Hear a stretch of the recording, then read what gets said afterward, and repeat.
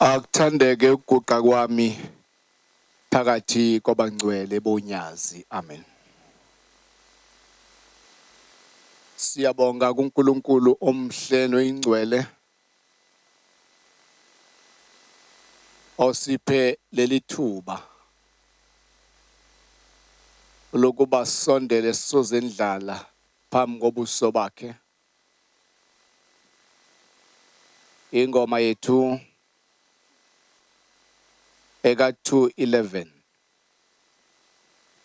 amakhulu 211. Sizofunda incwadi yamakhosi okuqala esithathu 3, amakhosi okuqala chapter 3. Sifunde kuverse 16 kuya ku28. Omunye khona emakhosini angibambele incwadi yamakhosi 11 uzofunda ivesi uqala ku3 kuya ku4. Kodwa soqala sifunde leyo yokuqala yamakhosi okuqala 3:16. Bese tweswe thina inkosi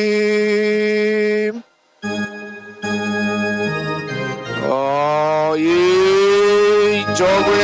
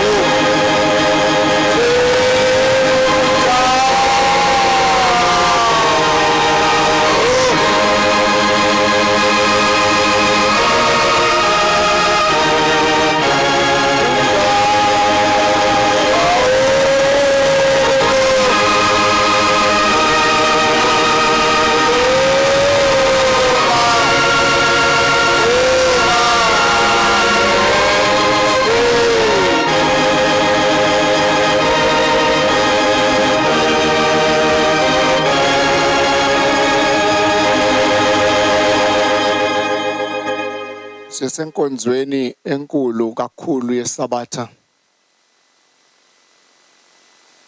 Umshumayeli ebeyifunda kunendawana encane ethi abakulenkonzo uJehova kababhengi amehlo akhe. Kodwa abakulenkonzo uNkulunkulu ubabheka njengomagodi ehlonipha umyeni wakhe. Ebese beka indlebe yokwamukela intokozo yokuhlabelela kwabamesabayo. Ayibonge Nkosi. Mama bazodideka abantu ukuthi ngidalwe yini mangithi ngicela okwazi ukuhlabelela kahle. Lo mthandazo wesabatha. Ithi intombi engizalayo ngomunye unyaka bese amakhosazana lapha ebandleni. Emzini wasekuphakameni okudala. Uthi yangena inkosi uLangaphuma Skothe semile epulpiti wayese ethi ngizocela umshumayeli usibanibani afunde umthandazo wesabatha. Othi wasukuma lo mshumayeli wayeseyifunda incwadi yomthandazo wesabatha umpedesho walesabatha. Wayeseyaqala wahlabelela uthi wahlabela ivesi lokuqala uthi mayifika kulesibili. Uthi asukuma inkosi ngaleso sikhathi eshaya ihlabelelo ehlanza neBhayibheli ezandla athi pam pam pam ehlala phansi. Uthi nansuka lezi babeyifakile ukuthi zehle emakhanda babuka ukuthi kwenzakalani esontweni. Uthi inkosi ilanga yathi maNazaretha. Lo mshumayeli usebhimbile ihlabelelo somthandazo wesabatha. Ingilozi yesabatha isiphumile zaliflathela isabatha ayisekho inkonzo. Ngoba usebhimbe ihlabelelo somthandazo wesabatha.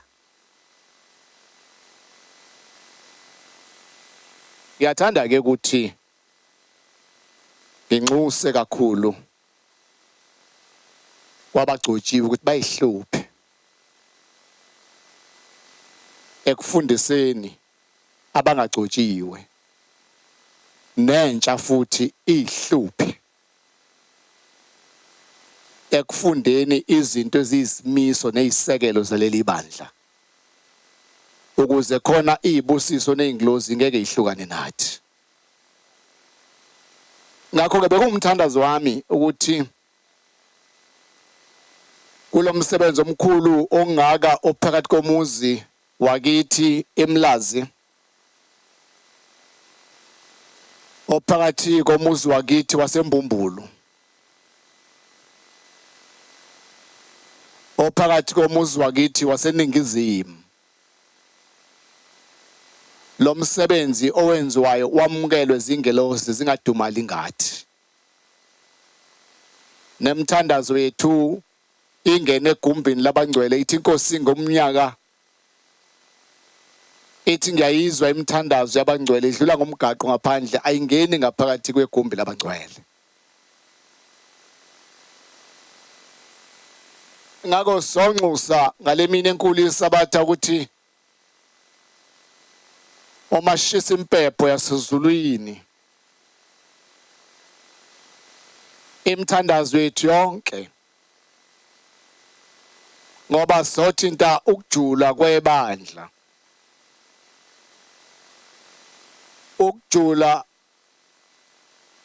lapho khona thina abasenyameni singakwazi ukubona abasemoyeni nezingilozi zasezulwini ukuthi zikumukela kangakanani esikwenzayo. Ngakho umthandazo esingena kuona namhlanje kumbe inkonzo sikuyona ijule kakhulu. Ngelinye ilanga ngingakhuluma ngale ndaba obaba besebenza lapha eWema. Babesebenza nobaba umfundisi uMaphumulo walapha eMpumelelweni walapha kithi eMbumbulu. Ngithi lapha kithi eMbumbulu eMlazi ngoba la sikhona senkosini ucele isembumbulu ayibonga Nkosi. Ngokukhuluma ngelanga ke ngoba sinomshiyeni nje la uPrince Mshiyeni indaba ende umlando omude ngoba inkonzo ithi bomfushane kodwa sisembumbulu.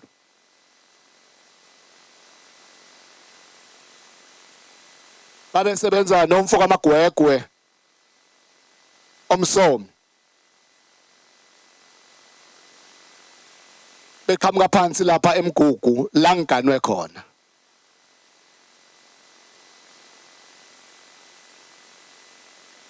Uma sebebaningi lapha wema bethandaza bayahamba baya enkosini ilanga bayocela umshumayeli ezobaphatha. Bathi sase siyibonile insizwa esiyibona cha elibukhala evangelini inhle. Kodwa mabefika phambi komnikazi wezinto obone kude obone emfihlakalweni uyababuza ukuthi ukhona nini embonile bathi yebo khona simbonile nangu. Ithi hawu lona kwathi ngamhla idalwa wanikeza ukukhola okungangayo kulingene yena ngamhla waphatha abantu ohlubuka.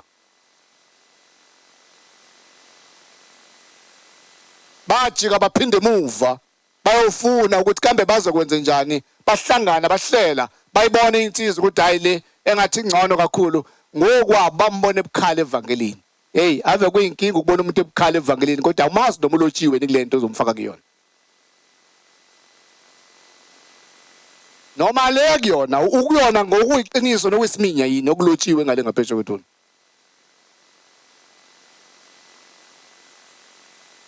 Ile ndaba bavangele ingikhathaze ngenye imini ngoba sekwafika isikhathi la uShembe engayigcobeli khona egcotshelwa yithi ekhonjelwa yithi abantu. Sibize ngishiya ingane efunda ugrade R sithi azovota sivotela umshumayeli. Zivotela umkhokheli. Angazi noma ikona yini. Mhlambe kona angazi mhlambe nongicorrecta ukuthi hayi mfundisi konempela sibambe ngakhona.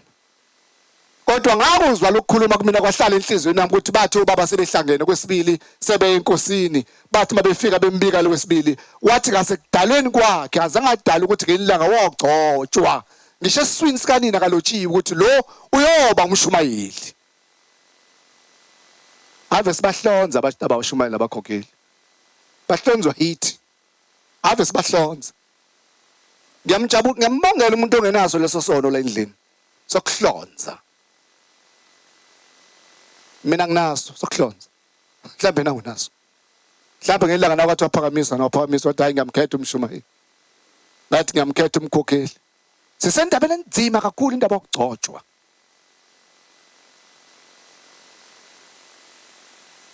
Indaba esikuyo namhlanje ijule kakhulu. Indaba engabe ngithe noma bengancoma ukuthi masiza kuyo siyifastele siyibophele ibhande. Ngoba sokwakha noma sonxusa uma ngabe ngabaza ngokwakhiwe ezulwini namhlanje siyakunxusela sekugulekela ukuthi inkosi akube njalo. Ngoba sewukuvumile wena wakwakha kwaba yiko phambi kwethu akube yiko kulotshwe kuwe. Indaba efanele siyiguqele siyifastele. Umsebenzi esiwenza namhlanje wokukhipha imphefumulo ezilwane negazi elizochithwa into edinga ukuthi siyifastele. Sijule kakhulu masingena kuyo ngoba kuwona umdlalo weingane lo esingena kuwona. Nesizongena kuwo. Ngoba lo muntu ngalowo muntu ufuna afuna ugcobo lwakhe ukuthi lumi kanjani. Ngabe ngagcobela ukwakha noma ngazogcoba ukuchitha yini ngoba khona ugcobo olubili oluleli bandla. Kunabantu abagcotshwayo bagcotshela ukulakha leli bandla kanti kunabantu abagcotshwayo akhuluma ngabo uShembe ngelanga ekhuluma ngamadoda noma ngamademoni aseRhodesia abagcotshela ukuchitha leli bandla. Ngakho masingena edabeni lokugcobo ngene endabeni ejule kakhulu engelula.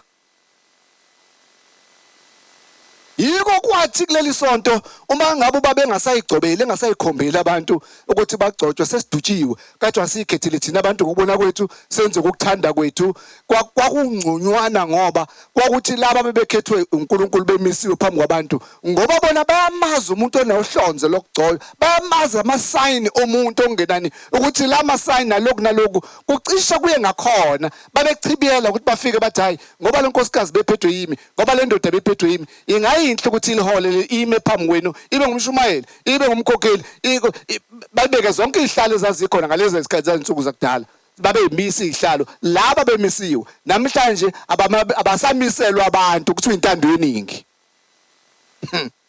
iya intando yeningi ekhaya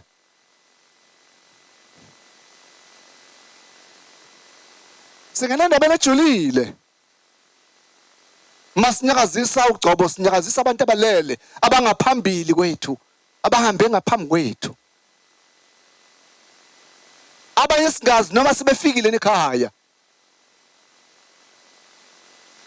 ithi inkosi langa umuntu ehamba iminyaka ngama40 engakafika ekhaya emzini oyingcwele lo usebenzela 40 years engafiki la siya khona abanye baba sazi noma sibefikile ekhaya kodwa masinyakazisa izihlalo zabo sidinga basijule kakhulu hayi kancane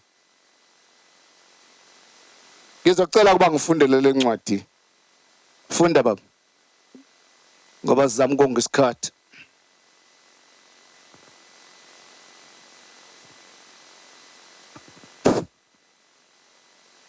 Incwadi yamakhosi okuqala isahluko sesithathu indima ye-16 beza enkosini abafazi ababili abanomsa kakhulu kobaba bema phambi kwayo wathi umfazi omunye we nkosi yami thina kanye nalomfazi sihlala endlini inye ngabeletha umntwana yena esendlini kwathi izinsuku ezintathu ngasemva kokubeletha kwami lo mfazi naye wabeletha sindawonye kwakungekho umuntu endlini thina sisobabili kuphela umntwana walomfazi wafa ebusuku ngokuba walala phezu kwakhe wasuka ebusuku wamthatha umntwana wami ngaseceleni kwami incekukazi yakho ilele ubuthongo wambeka umntwana wami esifubeni sakhe wambeka owakhe ofileyo esifubeni sami ekuvukeni kwami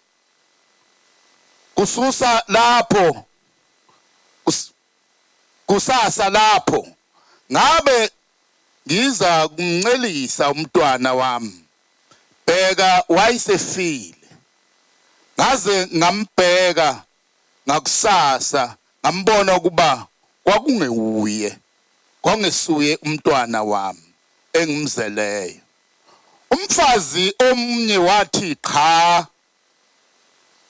ozwayo umntwana wami ofileyo ungumntwana wakho omnye wathi chabo ofileyo ungumntwana wakho ozwayo umntwana wami bakhuluma kanjalo enkosini yaphendula inkosi omunye uthi owami lo mntwana ozwayo owakho ofileyo omnye uthi cha bobo lofileyo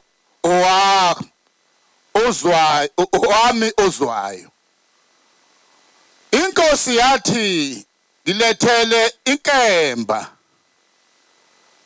basiza inkemba bayisiza inkemba enkosini yathi inkosi mdabule kabili lo mntwana ozwayo umnike umfazi omunye ingxenye nomfazi omunye ingxenye wakhuluma enkosini lo mfazi ongowakhe umntwana ozwayo ukuba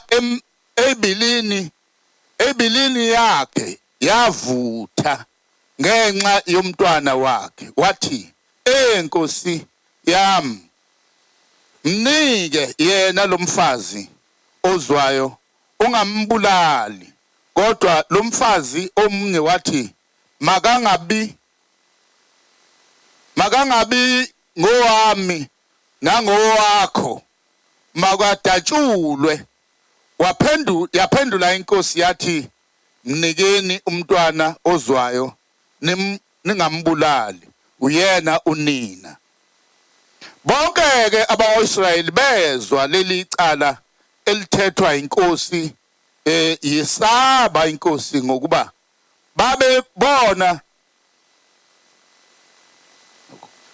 ukuba ukuhlakanipha kukaThixo kuyo ekuthetheleleni kwayo amacala. Wathi inkosi uSolomoni, "Ey Nkosi yakoIsrayeli bonke, nanka amakhuza." So qedile. Ngithe 28 usuyama. Usudlulile. Ngiyabonga Nkosi ekubusise wamshaba. Amen. Lapha sithola uSolomon. Inkosi uSolomoni wayizala uDavide. Waganwa intombi yenkosi uFaro.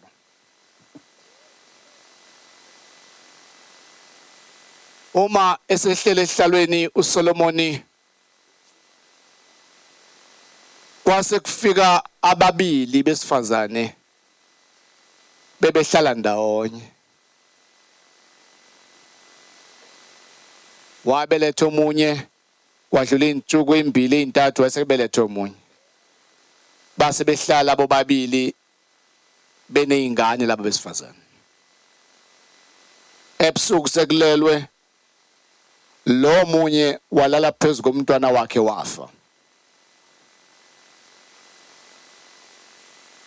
Esefile umntwana wakhe, wamthatha lo ezumekile elele lo munye, waswapa, wathatha lengane wayinikeza lo omunye, wathatha lephila wayibeka esifubeni sakhe.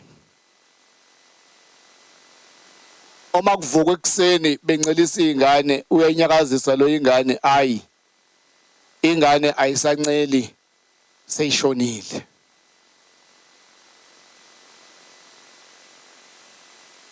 Babephila laba bantu besifazane behlala ndawonye. Babenza umsebenzi owodwa. Useshila umshumayeli eqaleni. Babezwana babangani. Kodwa bebangani phakathi kwabo umngani babo khona wayeyiqili. Likhona ibandla. Uyazi sifake ingubo emhlophe sonke siyafana. Sama Nazaretha sonke. Sikhonza inkosi eyodwa. Kodwa lithi iBhayibheli lami ke behleli ndawonye bebangani befana benza umsebenzi owodwa beyinto eyodwa. Kodwa wathi maye esehlelwa omubi noma ehlelwa okubi lo munye elala phezu kwengane yakhe ifa, wacabanga isilobuqili lokuthi athathe le yakhe efile ayibeke phezu kwalo mama, ebese ethatha le yalo mama ebese ibeka kuye. Mase kusekuseni hayi khona uthi lo omunye, no, lengane akusiyona eyami ngiyayibona. Uthi lo omunye, cha, eyakho yona lefile, le ingeyami ingane. Babanga ingane icala laze lawufika komkhulu la enkosini. Uma lifika icala enkosini uSolomoni, uthi uSolomoni maselithethiwe icala lonke liyakhulunywa zonke indaba kwenzekeni kwenzakalana ebusuku, uma esekhipha isinqumo ijudgment yakhe uthi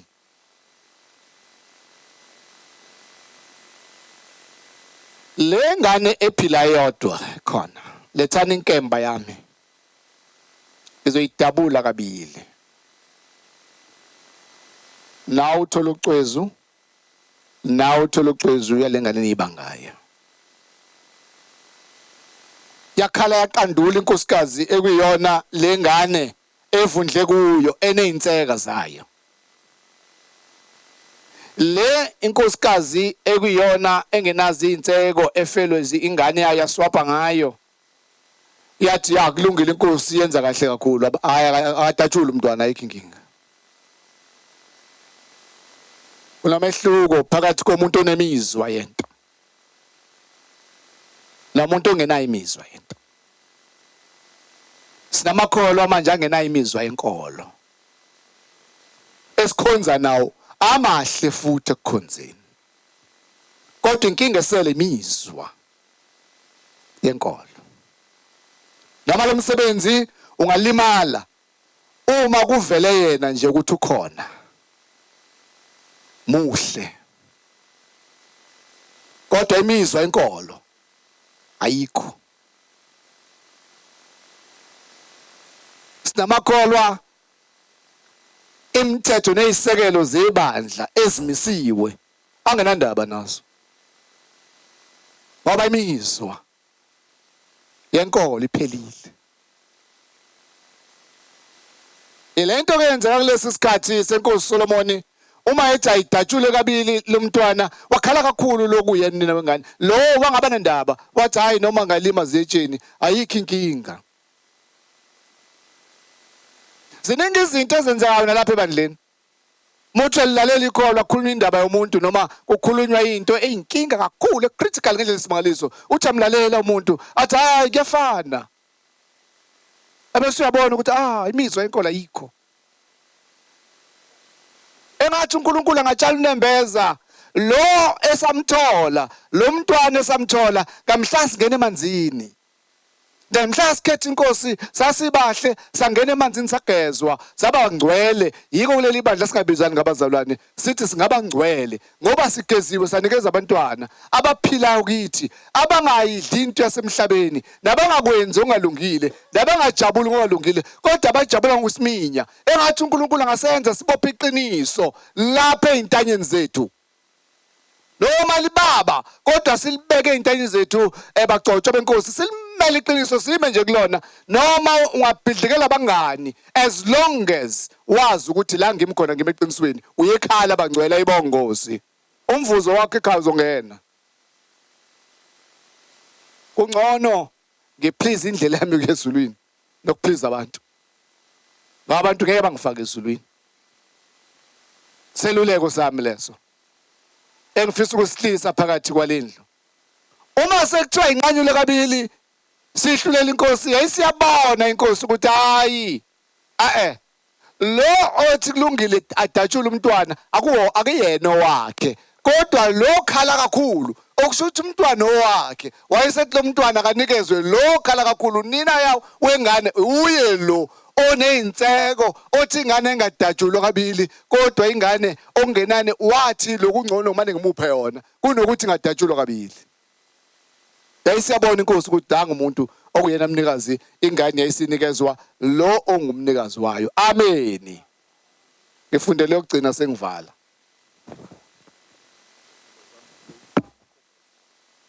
Amakhosi okuqala 11:3 kuya ku4. Indaba esikuyo ke namhlanje enkulu sinomsebenzi omkhulu esimema abafundisi bezwe lakithi lasemampondweni elathandwa uNkulunkulu wasipha inglozi esimangalisa inglozi enamandla inglozi yengubo ezihlaza yabonakala isuka emzini wasekuphakameni yaze awufika entabeni zaseThessalonika. Sobiza abafundisi abadala abagcotshwa ngaphambi kwethu. Sibala obaba umfundisi oJojisa, sibala umfundisi oShezi, abefundisi bakithi abadala umfundisi uMpofana onkwanyana, sibala umfundisi uDuma, sibala uKhubisa, sibala umfundisi uMthembu, sibala umfundisi uMbewana, sibala umfundisi wezwe lakithi lapha uMzila, sibala umfundisi uMaphumulo empumelelweni phezulu, sibala umfundisi uMasibuko kaMakhutha, sibala umfundisi uMaphumulo walapha wayelapha phansi eMangamazini, sibala umfundisi Chiliza, sibala umfundisi uNhlangulela, sibala umfundisi uMkhize phezulu eMaritzburg, sibala umfundisi uNgubane. Abanye abefundisi bakithi bakulelizwe lamampondo ayibongosi ababe khona. Kuyinjabulo kimi kakhulu bakhonza abahle lapha ekhaya. Ngelanga sayesafika su13 bazokhumbula bakhona abadala. Kwahlala befundisi labo 13 besuka la bephuma labavangela agcwele iThempeli isimangaliso. Ngoba la kwakhona idimoni la kalaba khona. Izinto zalapha ngotsha ziwumlando lapha kuleli bandla ngeke sikubalekele ukukhuluma ngazo ngoba ziwumlando. Ngoba njengoba sihamba phambi kwabantu siwumlando. Uma ngabe uwenza kabi kosho ukuthi ngesikhathi umfundisi uhlabisa konakala ngoba umfundisi wenza kambi. Akenzanga kahle. Kumlando. Ingane nabazukulu bokhuluma ngathi bathi senza ukuthi. Nalolu suku esiguqe ngalo lapha lo umlando einganeni zethu ngoba bazothi ngelanga lokuthi kwenze ukuthi sasikhona sakubona. Bokhuluma ngako ngeminyaka ezayo ewu30 u50 ezayo sesingasekho emhlabeni. Uthi kwenze kaloko. Kodwa safika la khona isinqumo esasithatha ngithi ababe clear abantu abafika nabashumayela abafika ebushumayeleni babe clear ukuthi kwenzakalani. Iningizimu le kusuka ngomngeni umfula kuze kufike eCape Town. Iningizimu ayibonga Nkosi. Kodwa lo mlazi lo wongasiyona iningizimu. Umlando lo ngikhuluma ngayo history. Le mlazi lo wangasiyona iningizimu. Nikhona abangcwele. Ngixoxela wena ngoba wazi. Yeah. Cabanga nje suka ngomngeni sizoshaya iKapa kodwa umlazi nje wangasiyona iningizimu. Safika su13. Safika la kukubi kaShuba. Kathi ngeke kwenzeke. Ngeke basonte, ngeke bafike. Ngeke bangene. Safika. Sagalela sasiholwa umbovu. Nithiza umbovu. Umfundisi ungubani ethe ukuba umzimba. Yayithi mayihamba ithi hayi iningizimu ngizwe izigi zami ukuthi zithi nginyathele iningizimu. Yayisho la endlini. Shubile.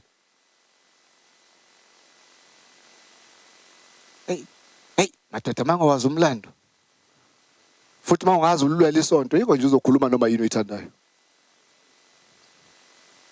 Ngoba wazi la sisuka khona.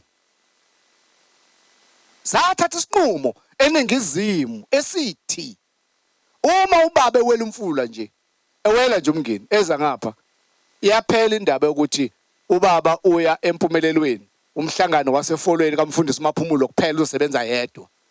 Noma uma ubaba eya ezivele umsebenzi kaMfundisi uShezi noJojisi ibona abazoyisebenzela thina soya nje soyisabathela khona sihlangani nalona. Sathi kusukela namhlanje sithatha isinqumo sasezinhle siphingo. Sathi sithatha isinqumo iningizimu izoba yodwa umzimba wodwa. Amen. Uma umfundisi waseningizimu ucotshiwe uzosuka la ngomfula umngeni uzuyobhajwa eCape Town umfundisi walonke lelizwe akunamngcele akukho la ungaphethe khona uphethe yonke into. Amen. Yeah. Uyezwa ngoje lo mhlaba wakho kusuka ngomfula umngeni uzuyobhajwa eCape Town umfundisi walelizwe ayibonga Nkosi. Amukho umuntu ofana ukucela kuyena uma uyosonta khona. Sathatha isinqumo sabefundisi abadala. Engathi siphelile kodwa. Ngathi efana sicele mase endaweni ethile. Qalela idemoni. Uma ngibonakala ngenza umsebenzi endaweni ethile kuthiwa ha beyapi? What's a Pine Town nje? Ubelandeni ngapha? Hey, iseningizimu la ibonga Nkosi. Yeah. Sathatha leso sinqumo. Sathi umfundisi usuka la ngomngeni azawubhajwa eKapa phansi. Yiko nje lapha ya besilapha yana benikhona. Besilapha yana eThabani kusuka umunye nje ethi hey sokhokha imali ka-toll gate ngasukuma kumfundisi ningizimu ngathi hayi lutho la cha la siphethe khona. Yakwenzeka. Amen. Ngakho sathatha leso sinqumo ukuthi kusuka ngomngeni kuze koshaya iKapa sabefundisi baseningizimu akukho ke ukuthi khona umuntu ozosebenza yedwa. Ngakho sonke sosebenzisana sibambisane. Kwase kusala umlazi wodwa. Wathi hayi thina hayi. Thobo. Nasala lo. Safika, sagaleleka, asifika ngasagaleleka. Kwami imoto eningi namakhumba amaningi lagcwala ngaphandle. Safika su13. Zangena zahlala sihlala phezu kwesithelo. Sathi la umhlaba esawuphiwa ezulwini kathi iseningizimu. Ngakho isezweni lamampondo la esethi isicathulo sokhala la njengabefundisi balelizwe ayibonga Nkosi. Sangena. Namhlanje iningizimu le yonke. Amen. Asambile ke masilazi vakashile. Sisekhaya impela nje. Ngithi umlando kwala ekhaya kuningi okwenzeka nekwakhulunywa ngeke ngene kona koshoni langa. Ngoba ngizama ukuthi inkonzo yethu bemfushane. Ngifundeleke baba bese siyavala. Bese siqala lo msebenzi efanele singene kuona. Amakhosi okuqala isahluko seshumi nanye indima yesithathu. Wayenabafazi abangamakhulu ayisikhombisa. uSolomoni lo ngikhulume ngaye owadabula wayethi yakudatshula ingane wayiphiwe ubuhlakali basezulwini. Ithi ke lencwadi wayenamakhosikazi amangaki ba? Wayenabafazi abangamakhulu ayisikhombisa. Wayena 700 wamakhosikazi bayezwa bangcwele. Hey. Bayezwa mama. Awuqhubeke nayo. Amakhosikazi nezancizikazi Kwawunezancinza, awunezancinza futhi zazingakuzona. ezingamakhulu amathathu. 300 wezancinza 1000. Abafazi bakhe Ya, amakhosikazi akhe kanjani? badukisa inhliziyo yakhe. Base beyidukisa inhliziyo kaSolomon. Nako la ngifuna ukuya khona. Wathi lapho esegugile Wathi lapho Solomon, segugile uSolomoni, abafazi bakhe bamdukisa inhliziyo yakhe. base bemdukisa. Qhubeka nawe. Ilandele izithixo ezinye Yayisilandela iThixo inhliziyo yakhe. inhliziyo yakhe. Yayingalungile kujava. Inhliziyo kaSolomoni wayemuhle eyinkosi eganwe kakhulu. Kodwa inhliziyo yakhe ayingalungile. uThixo wakhe uThixo njengenhliziyo kayise yayifana Davide. nenhliziyo kayihlo. Ngiyabonga baba. Baba ngoje. Uma unenhliziyo engalungile sizokukhulekela namhlanje ukuthi inhliziyo yakhe ibe yinhle phambi kaNkulunkulu. Isona sifunge songena kusona namhlanje. Ukuthi namhlanje uzogoqulwa. Uzokwenziwa umsha. Uzongena efundisini. Sicela abafundisi bakamoya abasezulwini abangaphambili abakwendulele nezinglozi zasezulwini. Nogcobo wanikezwe lona luhlale lungene kuwe. Ube ngumfundisi ofanelekile nolotshiwe emabhukwini asezulwini. Nohola umsebenzi kaNkulunkulu ngokufanele. Nowenza umsebenzi kaNkulunkulu ngokuthembeka nangokuhamba okulungileyo. Ungadukiswa abafazi. Ayibonga Nkosi. Angithi badukisana kusho incwadi ngibe ngifakaza ngayo. Angithi badukisana mama basilungise mama. Amen. Sibuyisela inkonzo uNkulunkulu asipheyona isabatha. Ingoma yethu izoba mfushane. Esiyihlabe sithi wonke amaNazaretha akabe munye njengebumba likaSimende. Ebese sikhuleka sonke ubaba umfundisi wethu baba uMdluli asicelele isibusiso ezulwini. Amen.